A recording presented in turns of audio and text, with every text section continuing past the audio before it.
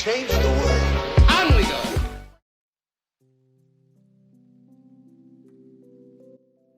Hello, wonderful bookish family, and welcome back to Coffee Over Apples.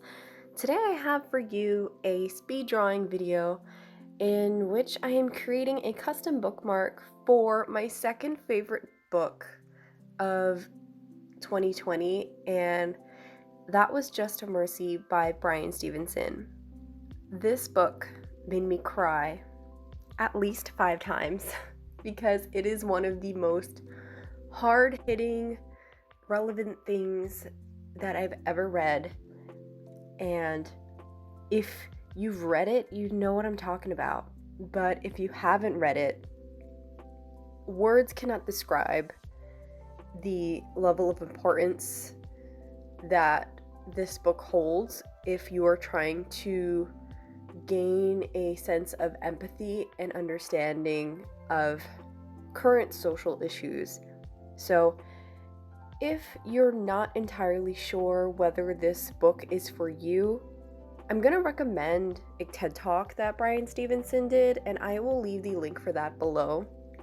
So if you've been thinking about picking up this book and you're just not quite sure if it's going to be something that is really going to interest you or whether you feel like you're going to actually get anything out of it, listen to the TED Talk and decide from there, because his analogies in explaining the level of disconnect between morals, between commonly accepted social values and weak points within the American justice system are so spot on and shed so much light in ways that just make you stop and think.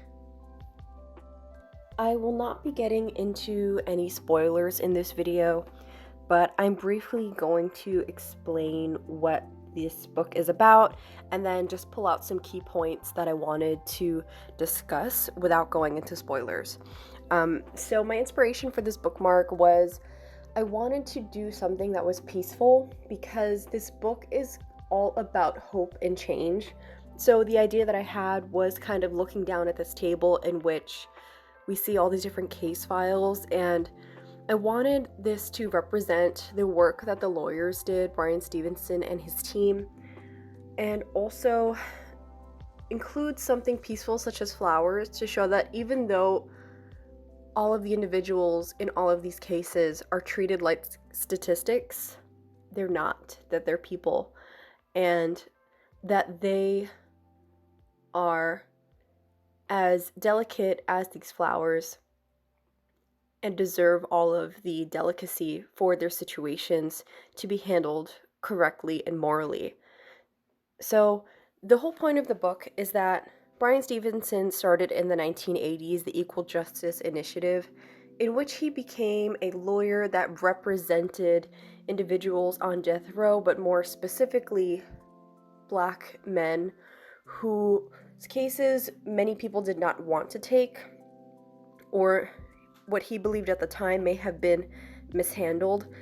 And a statistic that he shares in the TED Talk is that 1 out of every 9 individuals sentenced to death row are exonerated.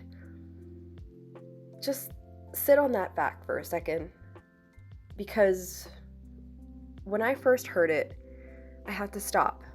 I had to stop what I was doing and just sit there and reflect.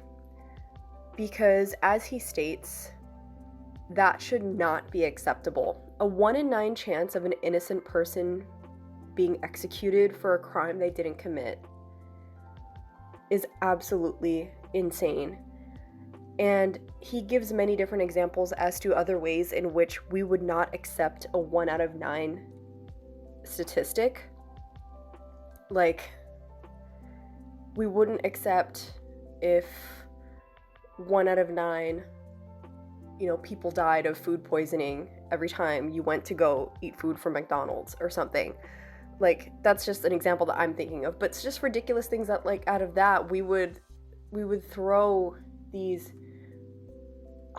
riots and all these things would happen and we would make sure that it would be changed, but because these particular individuals are removed from society and are not a direct issue to the general public, the statistic is ignored. And it's absolutely unacceptable. So throughout the book, there is one general court case of this gentleman named Walter McMillan that is being represented, and the movie adaptation focuses on Walter's court case. However, there are in each chapter other court cases that are given from mothers and children that he's represented, and I have to say that I think the chapters on the children broke my heart the most. That might have been the chapter where I cried the hardest. I remember just sitting in my car listening to the audiobook at work in the morning, trying to get a little bit of reading in, and just crying my eyes out for these children who are just so young and being treated as adults and being put into situations that could have been avoidable had they been tried as children. Bryan Stevenson's goal was to eradicate systematic racism, and that is a very large undertaking, something that needs to be honored and respected.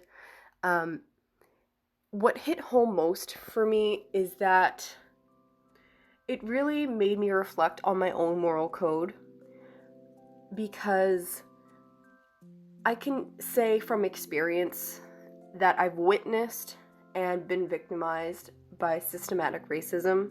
And if you guys would like a story time, please let me know. But it made me reflect on how many times I, as a light-skinned Hispanic woman, have been given opportunities that would have been more difficult had I been Black. And there's been many cases in which I've been mistaken for other races because I'm light-skinned. And so I know and am aware of situations in which I was mistaken as a white woman and treated differently. So it sends a shiver down my spine to reflect on those moments and question, how would this have turned out had I been Black? And Bryan Stevenson really pushes that, because he talks about all these different seeds of prejudice that have been built up within our society that we may not be aware of, such as from fiction, or this belief that we have to trust the system and that the system will rightfully judge those who need to be judged, and that it's not our place to make that decision. But the system is flawed. There is no denying that the system is flawed. And if you don't believe the system is flawed, then it's because you haven't had that experience. But you don't have to take my word for it. You can just read this book. It is absolutely heart-wrenching. I would suggest everyone read this. I feel like it needs to be required high school reading, because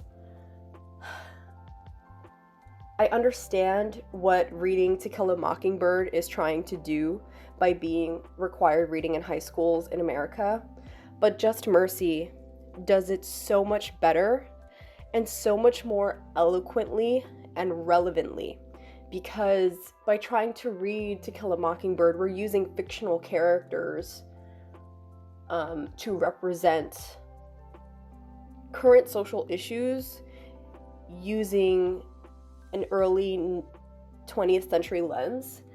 Why do that? Why are we doing that when we can use something that is much more current and hear the voice of a POC author and activist who is making change right now? So, I mean, I'm starting a movement. I'm gonna go back to work and like talk to all my coworkers and say that Just Mercy needs to be a required reading, but that's a whole nother story. So something that is discussed pretty frequently is how we kind of lump people together into these clusters because we as humans appreciate patterns.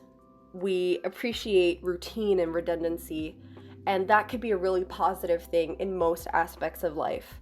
But when you are trying to determine whether an individual should be able to reclaim their humanity, lumping them into categories may not be the best solution. So something that Bryan talks about a lot is, a killer is not just a killer. A thief is not just a thief. That these people made choices or were put into situations in which they made a decision that was a misguided decision or left as an ultimatum. And taking that into consideration with a lot of states that don't recognize self-defense or don't recognize mental health within the same capacity as other areas of our country, or that some states will try a child in the same capacity as an adult and in other places won't do that. The level of inconsistency, I think, is what we're trying to get at here. So it's really important that we educate ourselves and that we educate our young people of color to understand what their rights are, to understand what does it mean to be treated fairly, what does it mean to have accurate representation, what does it mean to be a citizen. This book hit me on such a deep level that it just may be one of my favorite books of all time. It's sitting on that pedestal right now as the best nonfiction that I've ever read. I have yet to watch the movie. I just read online that it focuses on the one court case, and I've also been explained that by some peers of mine who have watched the movie. But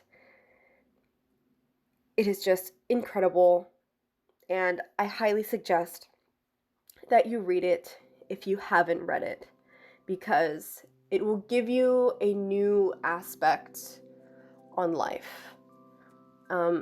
Something that I experienced recently is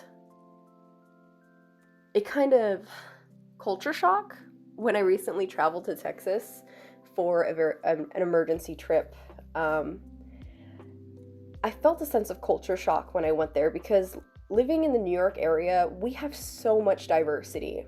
I mean, in the town that I live in, the city that I live in, which is literally right next to New York City, like I can see New York City from my window. But you can learn over 110 languages alone just from the city that I live in.